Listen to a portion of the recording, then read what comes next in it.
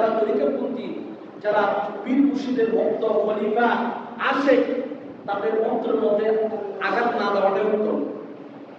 তাদের অন্তরকে আঘাত দেওয়া না দেওয়াটা কি ভালো, অনেক ভালো।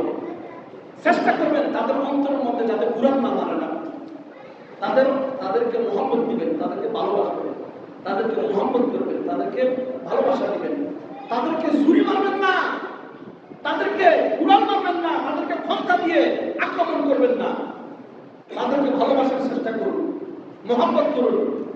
তাদেরকে মহব্বত করা মানে আমার আল্লাহকে মহব্বত করা হয়ে যাবে।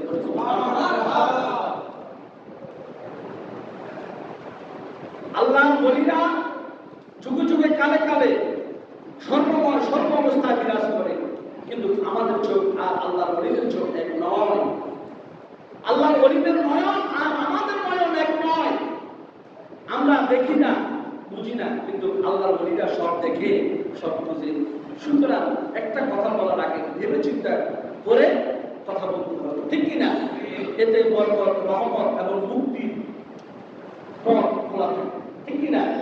আল্লাহ তাআলা আমাদেরকে সেই হিসাবে, সেই মোতাবেক আমাদেরকে চলার তৌফিক দান করুন। সকলে বলি আল্লাহুম্মা আমিন।